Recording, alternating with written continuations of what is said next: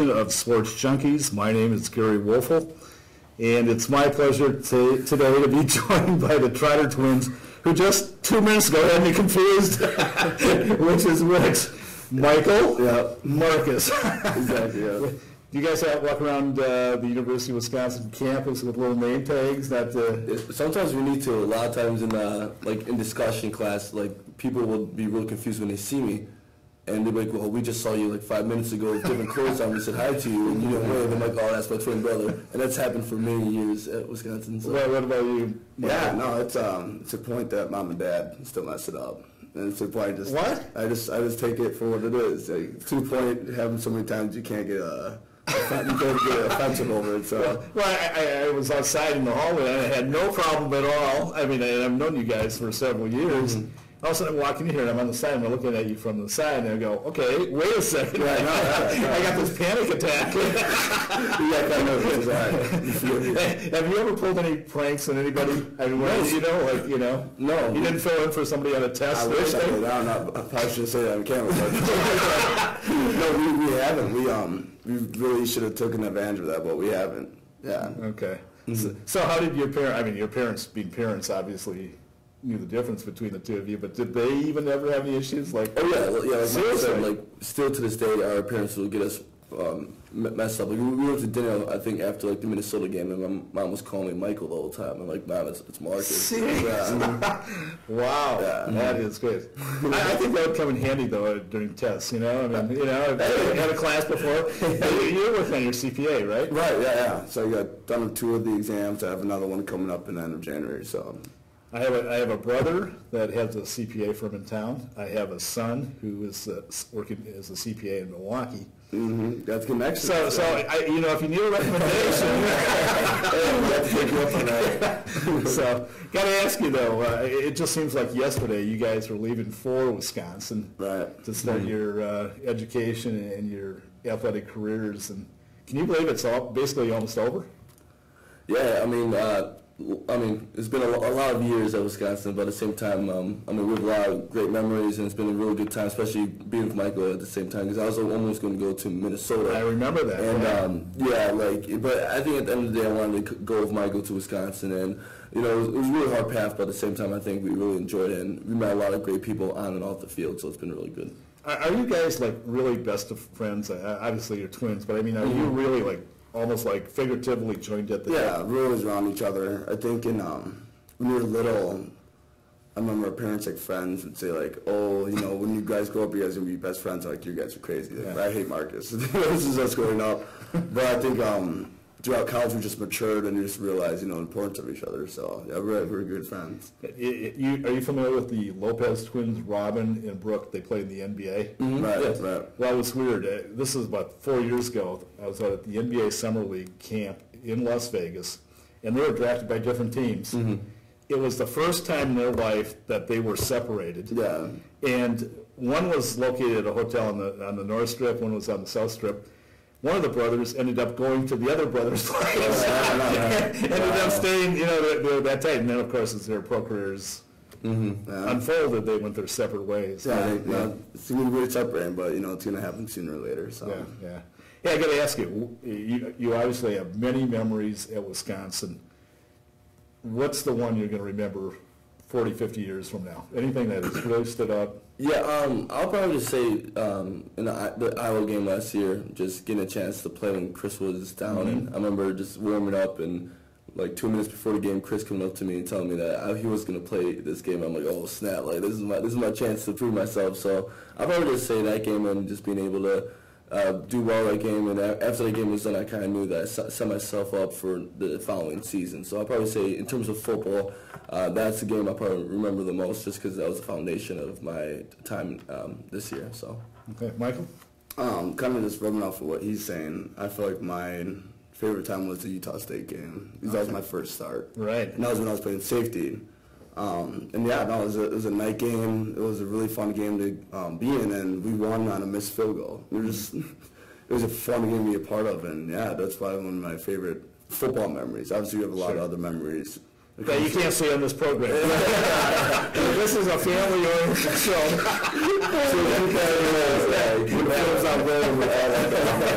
We'll be doing that one next week.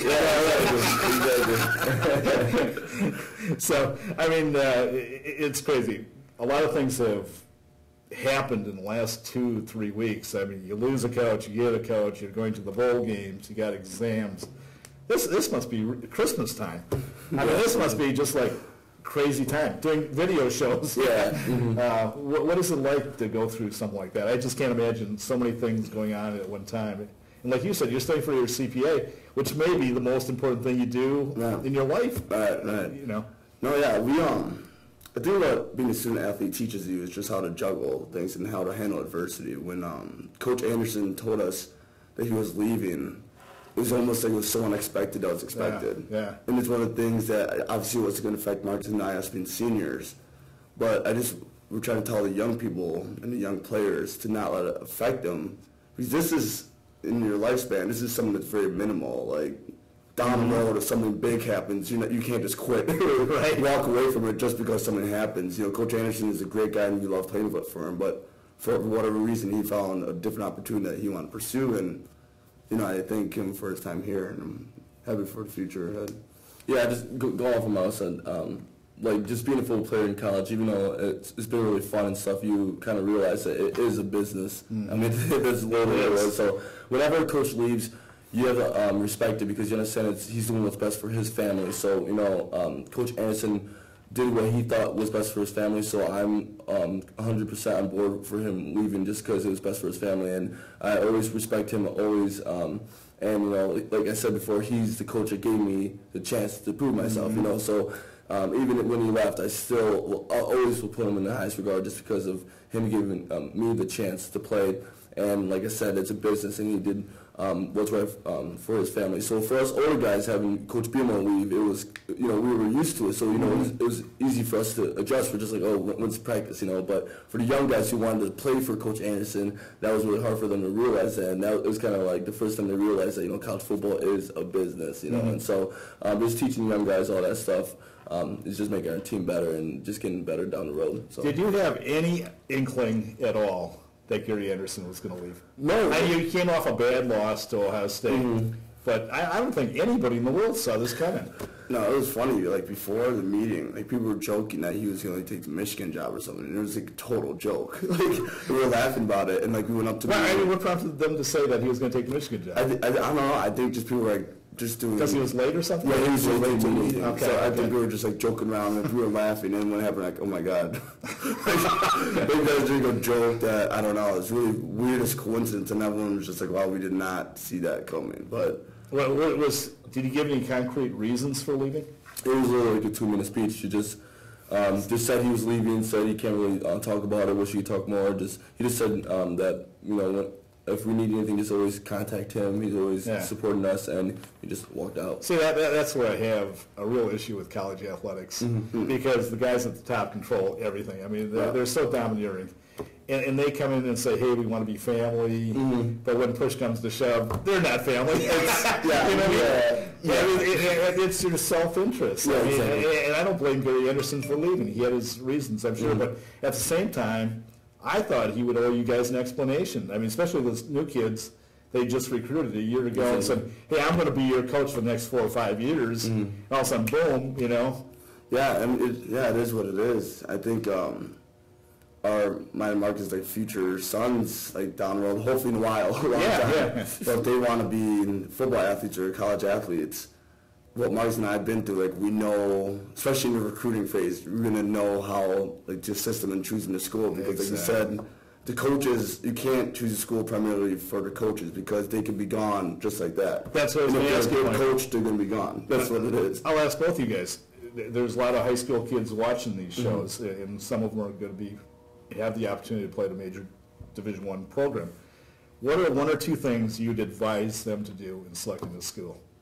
I would say for me is first, and this is cliche, but the education, because at the end of the day, you want your degree and you want to be at an institution that, the degree actually means something. Sure. Because nowadays you can't get a degree, a degree in one place means a lot more than another place.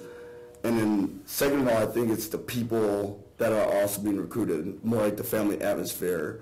Not really the coaches, but more the sense of how does a team react around each other, because these guys are people you're going to be with 24/7. Sure. So if you want to have a good time and have fun and build, like now Mars and I are going to be walking away from football. Like the thing I'm going to miss the most not playing is being with the team by far. And it's because of the individual people. And that's what you have to look at, is the education and the people, I feel like.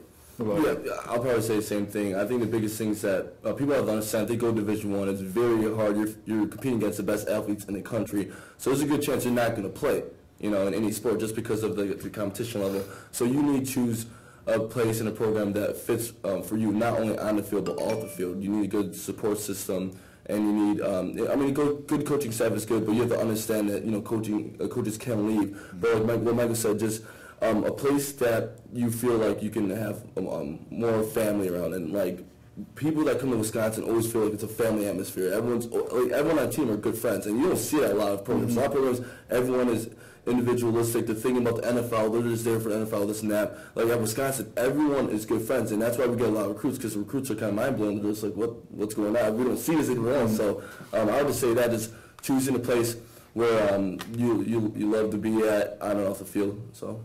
Yeah. Now, your grade point average is around 3.5 or something? 3.6. 3.6, and yours? 3.5. So I'm really proud of you guys. I mean, you are truly, they always throw out the cliche, student athletes. I mean, you are student athletes. Yeah, we take and a lot of guys, it's the opposite. Let's face it. Yeah, no, exactly. There's a lot of guys just going through the motions of going to school and so forth. A couple quick questions. Your take on Paul Chryst? Love him. He's a great coach. He's a great fit for Wisconsin, and we're going to be taking steps forward. What do you like about him so far? Well, you don't play for him, but you have him. Yeah, we had him for 2 years, right? And so he's just a very good coach, and not only a great office coordinator, but just a great coach in general. And he always does what's best for the team. And I don't know, when I found out he was the next coach, I was just very excited, because I knew that he's a great fit for this program, because he's not only since he's been here, but he knows how to be successful here. Michael, you saw him too when he was the offense coordinator there. Yeah, it was hard to stop him. It was funny. It was always Coach Ash versus Coach Chryst, and Coach Chryst usually won. But he's a great fit, and I always thought that Wisconsin, when we have our successes, when we have the foundation of like the Wisconsin type of people, the people that want to work hard, and the people that are not really the most recruited. And I feel like Coach Chryst is the kind of coach that implements hard work. Okay. Like, these are the players we need. These are what we do in practice to get that edge on other people. And that's what Bielema had, and that's what Coach Chryst is going to have. So, and Anderson too. So. Yeah, I'd be remorse without asking you about Melvin Gordon. Capsule comment, just something that really, was there one thing that you saw Melvin Gordon do and you just go, wow? I'll just say this on a daily basis. He's very motivated and always hardworking. So I'll just say that because it's easy on this level to be very talented but not work as hard just because how talented you are. But he kept on every single day working harder and harder, and so that was very admirable. It reminded me of Chris Borland a lot, just the way he approached workouts and stuff. So just kudos to everything he's gotten because he's definitely deserved it. Sure. Yeah, I remember him coming in with Coach Hammock, I believe, and as a freshman, and he just had so much to learn. And it was not, and it's what it just shows is that he's a self-made player, and where he is today is because of his hard work. And it's just really cool to see when he came in is nowhere he is now. And it's all because of his hard work. So I mean, it's a great testament to him. So Michael, you want to go into the accounting field? Yep. Marcus, you want to go to? Yeah, I'm trying to get into medical school, so I had an interview at Wisconsin 2 weeks ago, and I have one more in Indianapolis in a week or two. So just trying to get into medical school and see where that's. And then he's going to go to the combine while he's down there. Just walk over and say, "Hey, I'm a walk-on." I'm not a walk-on there too. I did this at Wisconsin. I can do it. So, I'll tell you what, it was an absolute delight to have both of you guys with us. There's a lot of people that really, really respect you in this community for what you not only did on the football field, but what you did in the classroom. So thanks for coming in. Yeah, definitely. It's been fun. And thanks for watching. See you next time.